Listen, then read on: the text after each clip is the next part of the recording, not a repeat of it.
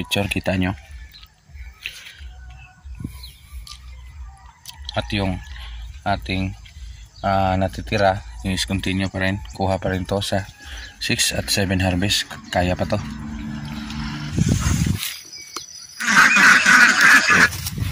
Hindi lang. Napakasimple.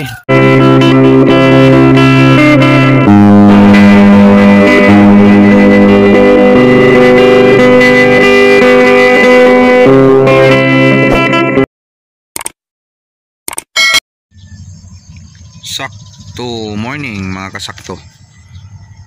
So kasakto, again picture natin yung ating beans, Baguio beans.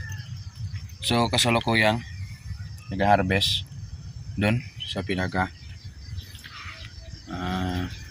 likod, nandun sila. So nasa pang 6 harvest nata, 6 o 7 ngayon. So ano ba yung ating maintenance ni Baguio beans? Bakit still gumaganda pa rin yung ating beans kahit maraming harvest na? Yung dahon is still pa rin mamasa-masa at kasulukuyang gumaganda. Still pinapakain din ng tama.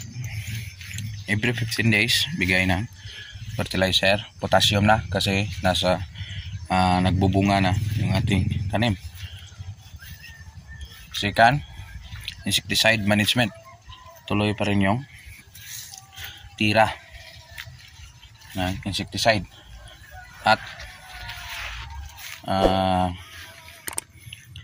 pakain ng tama. Schedule sa tama at bihira lang din tagal yung spray. Again, insecticide, monitor yung fungus, especially continue na yung ulan-ulan rito after paglupok, eruption ni Mount Canlaon. So still dito tayo sa baba, continue pa rin yung ating pagtatanim and maintenance ni gulay. Yan yung mga talbos nyo, napakadabong na. So yan, dito sa area na to hinaharbisan na to, pero may makuha pa rin, may bigat pa. So yung ating taing parang give up na sa bigat. So yung bunga still marami pa rin. Dito sa area na to naharbisan na, iniwan lang to. Marami-rami na rin natin yung harvest. Nasa picture kita nyo. At yung ating natitira is continue pa rin, kuha pa rin to sa 6 at 7 harvest. Kaya pa to. Maintenance, insecticide management, continue, Mitomil, Planet, Simian, Megatonic, at ating fungicide hindi mawala si Cabreo.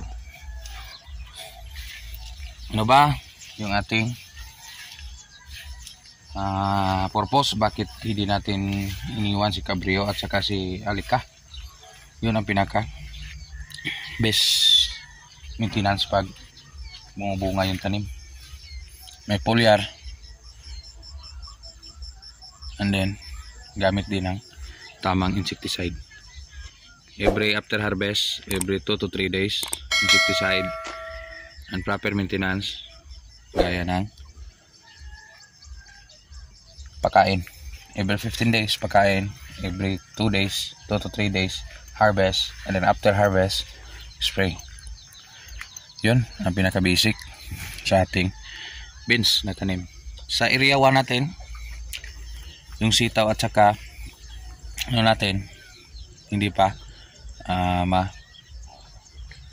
hindi pa harvestan, still masunod pa yun dito, umakyat pa, so, hindi pa ganon ka bulas gaya nito.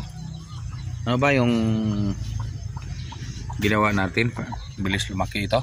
So wala naman, eksaktong araw at proper bigay ng tubig, yung malakas yung init, ito yung resulta. So yung price dito ngayon is maganda na, 40 pesos. So okay na yun, 40, 35 to 40 yung presyo. Okay na yan, makabaya din sa harvester. Again, yung harvester natin manualan, tao lang yung kumukuha. Yan, doon sila sa pinakalas. Dito tayo sa area na malayo-layo. Again, yung may nababad tayo dito doon sa tubig, mamatay talaga doon sa area na yon. Palayan kasi ito dati, meron pang mga stagnant water, so natural na mamatay yan. Hindi kasi ni Benz kung kaya niyang i-sustain yung water sa ilalim kung marami na. Yan lang muna ang konting update. Insakto Farm, Canlaon City, Negros Oriental. Still magsasabi kung anong linaw ni Vulcan Canlaon, yun din ang linaw sa ating tanim na bagyo beans. Still alagaan at continue pakainin, tiyak mayaanihin. Salamat, Insakto TV.